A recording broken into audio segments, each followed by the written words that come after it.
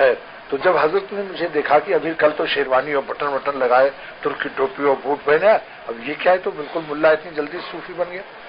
لہذا حضرت نے میرے سفید کرتے کو اور سفید عربی پیجامہ اور سفید ٹوپی کو دیکھ کر فرمایا، پہلے ایسے دیکھا نیچے، پھر اوپر دیکھ کر فرمایا ماشاء اللہ.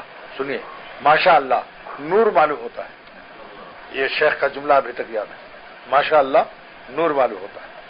پھر حضرت مجھے اعظم گڑھ، وہاں سے 1 گھنٹے کا راستہ ہے، 1.5 گھنٹے کا شہر، اور فرمایا مجھ سے کہ حضرت تھانوی رحمۃ اللہ علیہ میرے پیر نے فرمایا تھا کہ تم پھول پور سے کبھی کبھی 20-25 میل پر اعظم گڑھ کا شہر جو ہے وہاں ہو آیا کرو.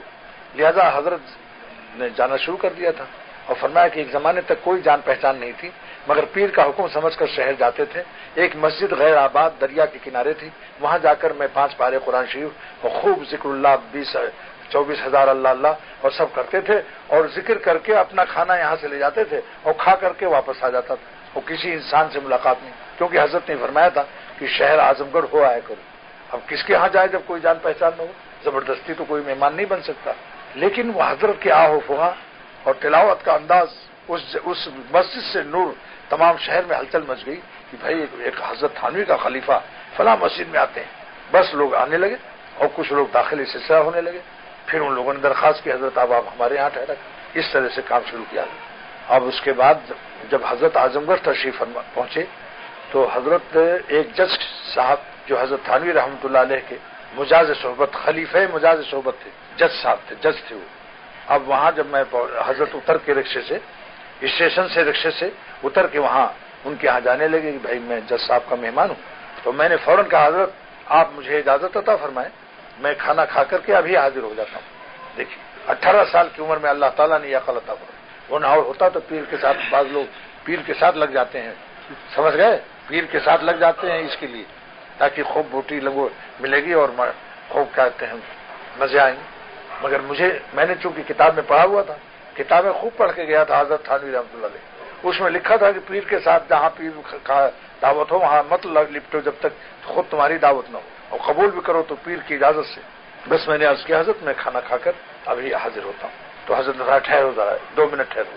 اب حضرت گئے جج صاحب سے ملے، نہ جانے جج صاحب سے کیا کہا. اب جج صاحب دوڑے چلے آ رہے ہیں، منصف جلیل صاحب نام تھا ان کا، ہے نا، جانتے ہیں مدن میں. اب وہ دوڑے آئے، ان کے بھی اوپر گول ٹوپی، لمبا کرتا، عربی پیجامہ، سلیم شاہ جوتا. جج تھے، حکیم الامت کے شاگرد تھے. بھائی جج ہو کر کے اس لباس میں تھے کہ آج مولوی بھی اپنے کو اس لباس میں شرماتا ہے. مولوی بھی ذرا اونچا کرتا پہن کر کے، ذرا بال وال کر کے اور ٹوپی اونچی لگانے کی کوشش کرتا ہے. وہ گول ٹوپی پہنے بھی آئے، یہی ٹوپی جو ہم لوگوں کی، ہمارے دوستوں کی. اب وہ جج صاحب آ کے کہنے لگے مولوی صاحب آپ میرے ساتھ کھانا کھائیں گے، میں آپ کو دعوت پیش کرتا ہوں، آپ کا احسان ہوگا. بہت ادب سے بات کی. اب میں نے حضرت سے اجازت کر لی، یہ نہیں جلدی سے قبول کر لی، حکم جو ہے بتا رہا ہوں طریقہ. میں نے شیخ سے اجازت لی کیوں سب کتاب میں پڑھ لیا تھا. میں نے حضرت سے عرض کیا کہ کیا آپ مجھے اجازت دیتے ہیں کہ میں ان کی دعوت قبول کر لوں؟ حضرت نے ہاں قبول کر لوں. فرمایا اب عزت سے کھاؤ، اگر ساتھ لپٹ جاتے تو ذلت رہتی، اب عزت کے ساتھ کھاؤ کہ میزبان نے بلایا اور تم نے مجھ سے بھی اجازت. یہ ہماری ابتدائی پہلی ملاقات ہے. 40 دن رہا.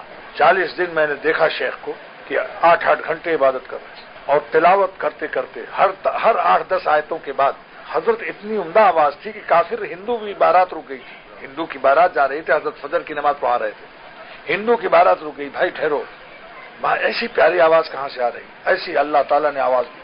حضرت تلاوت کیا کرتے تھے کہ دل و جان پیش کرتے تھے. تلاوت کرتے کرتے تلاوت کو روک کر ایک دن حضرت نے اللہ تعالیٰ سے عرض کیا آجا میری آنکھوں میں، سما جا میرے دل میں. محراب میں کوئی نہیں تھا، میں بھی دور بیٹھا ہوا تھا. یہ مصرع پڑھا آجا میری آنکھوں میں، سما جا میرے دل میں. تو حضرت ہر چند آیتوں کے بعد اللہ، یہ جب کہتے تھے اللہ تو ایسا معلوم ہوتا تھا کہ کلیجہ دل کی گہرائیوں سے اور دل پیش کر رہے ہیں اور سارے مسجد گونج جاتی تھی.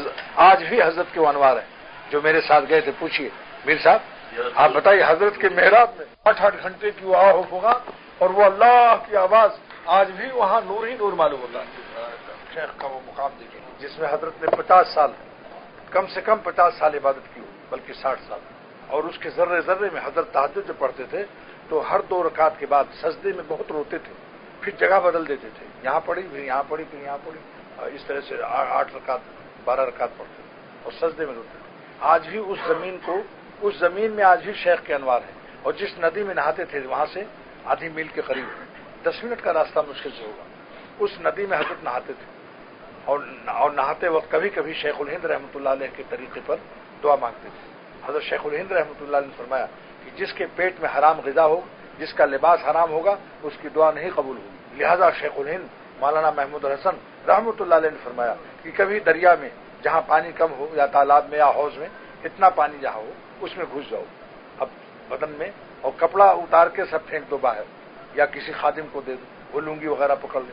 تو حضرت لنگی ہم کو پکڑوا دیا، اور حضرت پانی کا لباس ہو گیا نا یہاں تک، اور پانی سے جسم چھپ گیا جو چھپانا واجب ہوتا ہے۔ اب اس کے بعد حضرت نے غسل کر لیا، وضو کر لیا، غسل کر لیا، پانی اب تھوڑا سا پانی پی لیا، اب پیٹ میں پاک پانی اور جسم پر پاک لباس پانی کا۔ فرمایا اب دعا رد نہیں ہو سکتی انشاءاللہ، جو مانگو گے قبول ہو جائے گی۔ فرمایا شیخ الہند نے سکھایا رحمۃ اللہ علیہ، جن کو شیخ العالم فرماتے تھے، یہ حضرت عمل کر کے دکھایا، لنگی پکڑا کر اللہ تعالیٰ سے نہا کر کے اور پانی تھوڑا سا پی کے، پیٹ میں پاک پانی اور جسم پر پاک پانی کا لباس، اب اللہ تعالیٰ سے دعا مانگتے تھے۔